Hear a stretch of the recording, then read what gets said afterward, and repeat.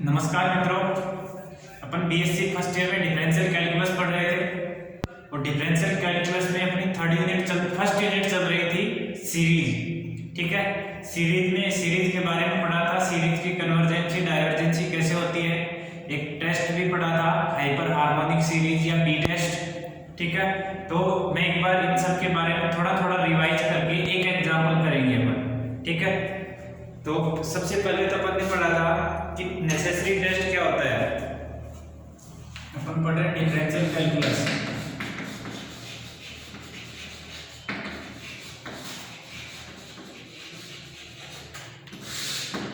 ठीक है, necessary test क्या होता है। सबसे पहले अपने नेसेसरी टेस्ट पढ़ा था और नेसेसरी टेस्ट क्या था, अगर आपके पास समेशन un कोई सीरीज है, if limit n tending to infinite un equal to 0 चला जाए, if summation un is convergent, this implies limit n tending to infinity पे un की लिमिट 0 पे जाएगी। ठीक है, कन्वर्स में नॉट ट्रू,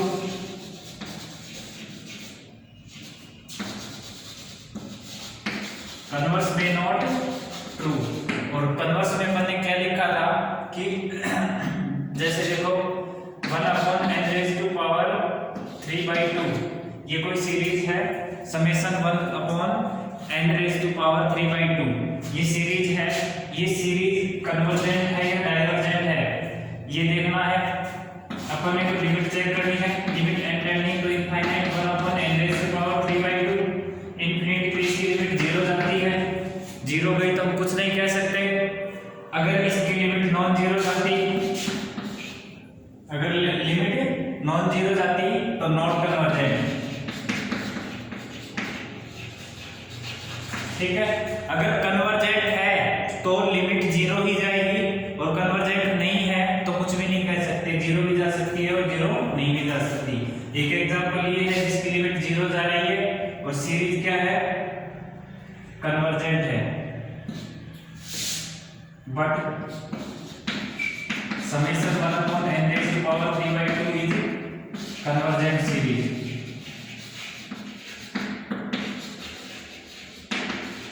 ठीक है, 1/n⁴/3/2 is convergent series. Similarly दूसरा एग्जांपल 1/n⁴/1/2, 1/n⁴/1/2 ये सीरीज क्या है, कन्वर्जेंट है डाइवर्जेंट है ये देखते हैं। अब देखो सबसे पहले नेसेसरी टेस्ट चेक कर लो, limit n tending to infinite un क्या है 1/n⁴/1/2 इसकी लिमिट कहां जाएगी 0 पे, 1/∞ इंफिनिटी की पावर 0 जाएगी। और जब इसकी लिमिट 0 जाएगी तो क्या कह सकते हैं, कुछ ही नहीं कह सकते। कन्वर्जेंट में भी कन्वर्जेंट और may not be convergent, but series is not convergent by P test, hyper harmonic series से। ठीक है, ये हो गया। अब नेक्स्ट देखो, इसके बाद में हमने पढ़ा था कंपैरिजन टेस्ट। कंपैरिजन टेस्ट में क्या लिखा था,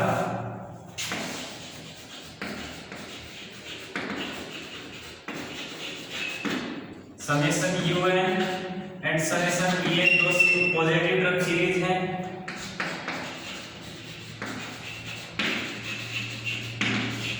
ठीक है, un लेस देन vn है, un लेस देन vn, या समेशन लगा के लिख लो या वैसे लिख लो, समेशन un लेस देन और इक्वल समेशन vn है। If summation vn is convergent, this implies summation if vn बड़ी कन्वर्जेंट तो छोटी भी convergent, this implies summation un is also convergent. ठीक है, और इफ समेशन ये U N is divergent, this implies summation V N is divergent. ठीक है, ये चीज सिर्फ एक लॉजिक है यहाँ पे, बड़ी कन्वर्जेंट तो छोटी भी कन्वर्जेंट, छोटी डाइवर्जेंट तो बड़ी भी डाइवर्जेंट। ठीक है, अपने को जब भी प्रूव करना हो तो एक ऐसा एग्जांपल लेके चलेंगे जो अगर सीरीज है उससे बड़ी को अपन कन्वर्जेंट बता दे, बड़ी सीरीज को अपन कन्वर्जेंट बता दे तो छोटी अपने आप ऑटोमेटिक कन्वर्जेंट हो जाएगी, और अगर छोटी सीरीज को डाइवर्जेंट बता दे तो बड़ी सीरीज अपने आप ऑटोमेटिक डाइवर्जेंट होगी। ठीक है, अब नेक्स्ट देखिए, इसके बाद में हमने पढ़ा hyper harmonic series. Hyper harmonic series क्या थी? हाइपर हार्मोनिक सीरीज कह दो या पी टेस्ट कह दो, ये क्या था?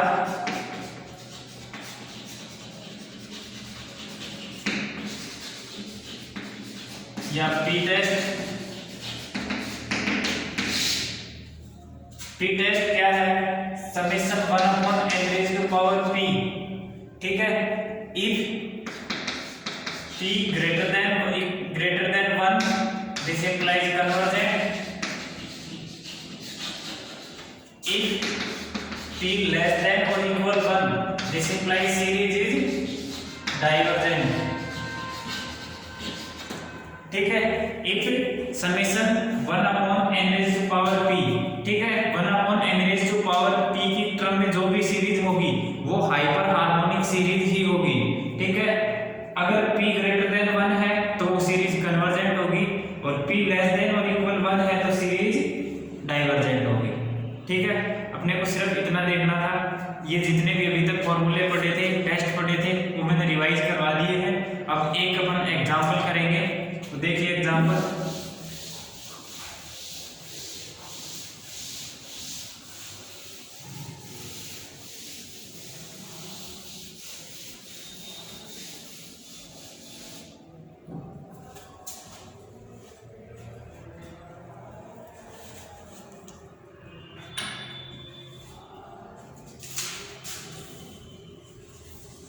एक और था सेकंड कंपैरिजन टेस्ट जो था summation un and summation vn,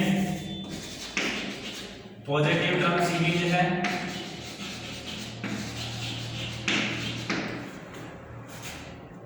if limit n tending to infinite un upon vn,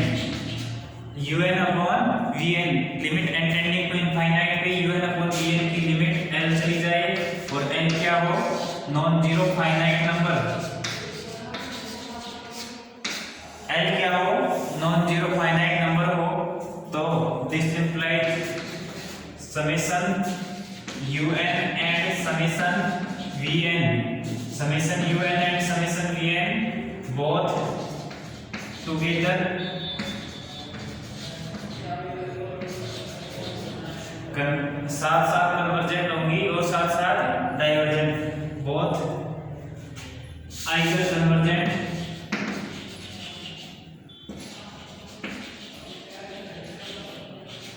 और डाइवर्जेंट। ठीक है, बोथ दोनों सीरीज हैं वो या तो कन्वर्जेंट होंगी या डाइवर्जेंट होंगी। ठीक है, इतना ही अपन ने पढ़ लिया था। मैं एक एग्जांपल करवा देता हूं।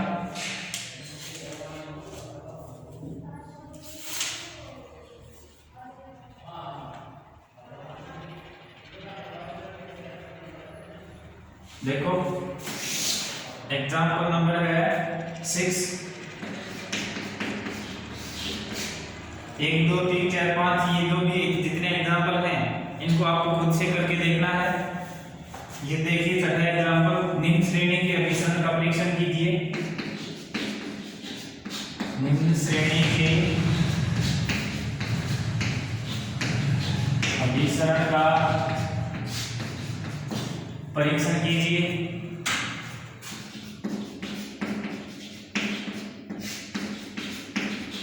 और वो श्रेणी क्या है? 1 प्लस 1/2 का स्क्वायर प्लस 2 का स्क्वायर अपॉन 3 का क्यूब प्लस 3 का क्यूब अपॉन 4 की power 4 plus 4 raise to power 4 upon 5 raise to power 5 and so on. ठीक है,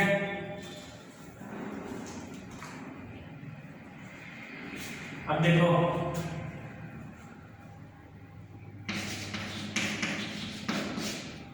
1 upon 2 raise to power 2 plus 2 raise to power upon 3 raise to power 3 plus 3 raise to power 3 upon 4 raise to power 4। मैं ये लिखूं n raise to power n, 3 की power 2, 1 की power 1, 2 की power 2। First वाले term को छोड़ दो, ठीक है, फर्स्ट वाले टर्म को छोड़ दो। सेकंड टर्म से 1 की पावर 1 अपॉन 2 की पावर 2, 2 की पावर 2 अपॉन 3 की पावर 3, 3 की पावर 3 अपॉन 4 की पावर 4, यानी फर्स्ट टर्म 1 की पावर 1, 2 की पावर 2, 3 की पावर 3, 4 की पावर 4 एंड सो ऑन। ठीक है, अब देखो नीचे देखो, ऊपर 1 है तो नीचे 1 प्लस 1 2, ऊपर 2 है तो नीचे 2 प्लस 1 3, ऊपर 3 है तो 3 प्लस 1 4। ठीक है, तो अपने पास सीरीज क्या बनेगी, n raise to power n upon n plus 1 raise to power n plus 1। ठीक है, n raise to power n upon n plus 1 raise to power n plus 1। ठीक है, ये अपने पास सीरीज बनेगी। अगर हम प्रथम पद को छोड़ दे तो अब अपन क्या लिखेंगे, ये उपयुक्त श्रेणी के प्रथम पद को छोड़ने पर श्रेणी के अभिसरण या अपसरण पर कोई प्रभाव नहीं पड़ेगा।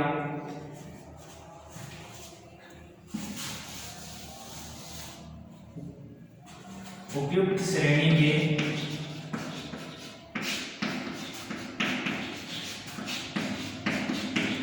प्रथम पद को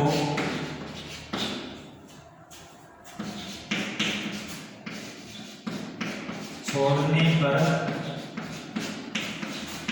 श्रेणी के अभिसरण या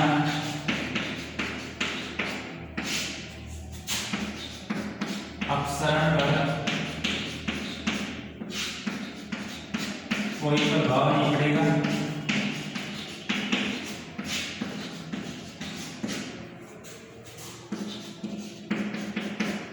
अतः प्रथम पद को एलिमिनेट या नेगलेक्ट करने पर, प्रथम पद को छोड़ने पर,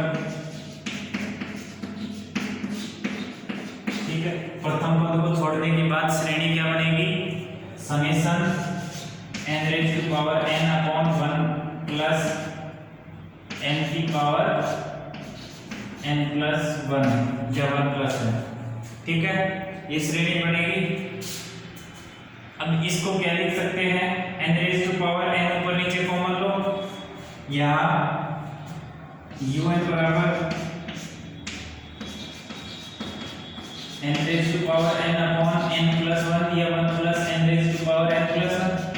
ठीक है, नीचे से n कॉमन ले लें, n कॉमन लेंगे तो पावर में n प्लस 1 बाहर आएगा बराबर n raise to power n upon n raise to power n plus 1 into में 1 plus 1 upon n raise to power n plus 1। ठीक है, ये आएगा n raise to power n upon n raise to power n plus 1 into 1 plus 1 upon n raise to power n plus 1। ठीक है, n common लिया था। अब मैं इसको मिटा देता हूँ थोड़ा,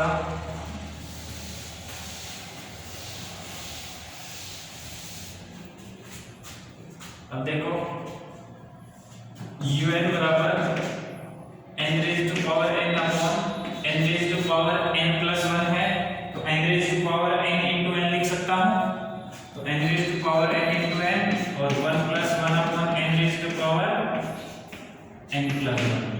ठीक है, ये n raise to power n की कैंसिल हो जाएगा।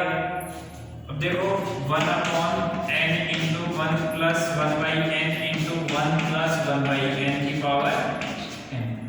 देखो 1 प्लस 1 बाई n की पावर n प्लस 1 है, 1 प्लस 1 बाई n की पावर n प्लस 1 है, तो इसकी पावर एक बार तो n लिख दूं और एक बार पावर 1 लिख दूं, कोई कोई फर्क नहीं पड़ना चाहिए मेरे हिसाब से, ठीक है। अब देखो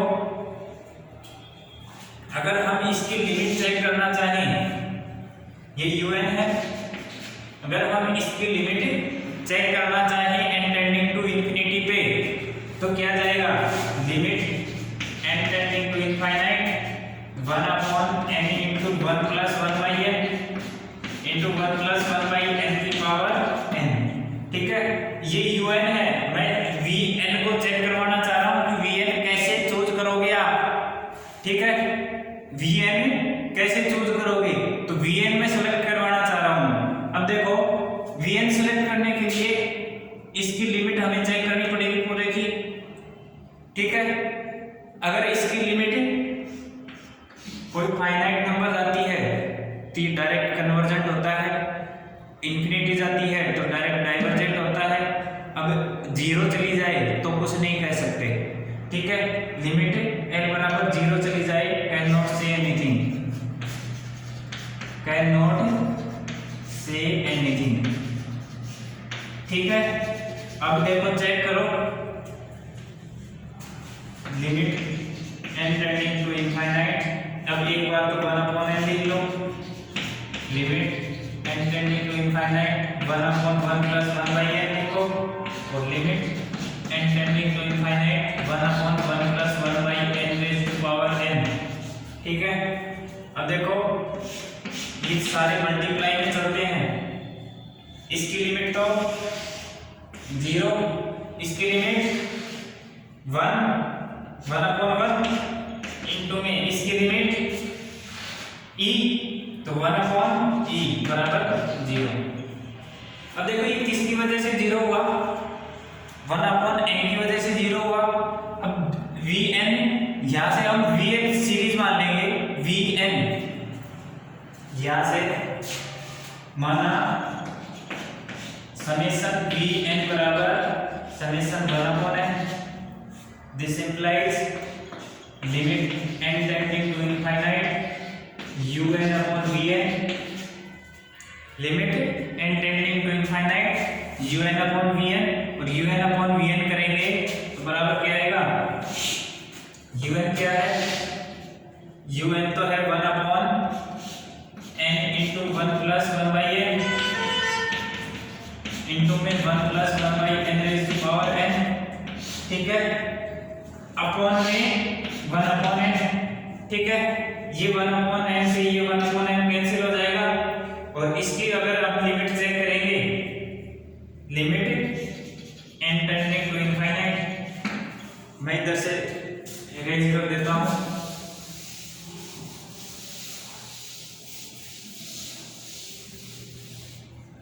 यहां से देखो limit n tending to infinite, ये क्या 1 अपॉन 1 प्लस 1 बाई n और 1 plus 1 by n raise to power n। अब देखो इसकी limit 1 plus 1 by n, 1 plus 1 by n, और n जब 0 जाएगा, सॉरी इंफिनिटी जाएगा तो 1 अपॉन इंफिनिटी 0, तो 1 अपॉन 1 इंटू में।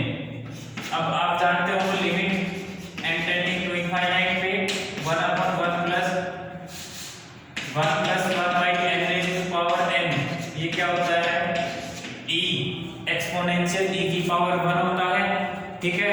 जब इसकी वैल्यू e होती है तो इसको हम क्या लिखेंगे, 1 अपॉन में है ये, तो 1 अपॉन में है तो 1 अपॉन e बराबर 1 upon e not equal to 0, ठीक है। दिस इंप्लाइज समेशन un व समेशन vn साथ साथ अभिसारी या साथ साथ अभिसारी या अपसारी है,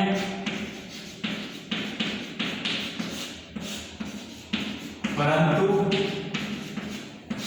समेशन 1 अपॉन n अपसारी है। ये अपसारी कैसे कह रहे हैं, हाइपर हार्मोनिक सीरीज है, और हाइपर हार्मोनिक सीरीज क्या होती है, 1 upon n raise to power p, 1 upon n raise to power p, 1 upon n raise to power p, यदि p ग्रेटर देन और इक्वल 1 ग्रेटर देन 1 है तो सीरीज कन्वर्जेंट होगी, और लेस देन और इक्वल 1 है तो सीरीज डाइवर्जेंट होगी। ठीक है, तो यहां से देखो परंतु समेशन 1 अपॉन सीरीज श्रेणी अपसारी है, अतः या ब्रैकेट में लिख लो पी टेस्ट से ये श्रेणी क्या है, अपसारी है, अतः डी श्रेणी 1 प्लस समेशन एन रेज या ऐसे लिख लो जो गिवन था 1 upon 2 raise to power 2 plus 2 raise to power 2 upon 3 raise to power 3 plus 3 raise to power 3 upon 4 raise to power 4 and so on. अतः दी श्रेणी अपसारी है। ठीक है, कैसे लिखा, क्योंकि समेशन 1 अपॉन n श्रेणी अपसारी है, अतः समेशन ये 1 plus 1 by 2 raise to power 2 plus 1 by 3 raise to power 3 plus 3 raise to power 3 upon 4 raise to power 4, यह श्रेणी अपसारी श्रेणी है। ठीक है, उम्मीद करते हैं समझ में आया होगा। अगर कोई डाउट हो तो मैसेज करिए, नेक्स्ट लेक्चर में नेक्स्ट प्रॉब्लम के साथ में आगे मिलेंगे, आपकी प्रॉब्लम के साथ आगे बढ़ेंगे। ठीक है, धन्यवाद।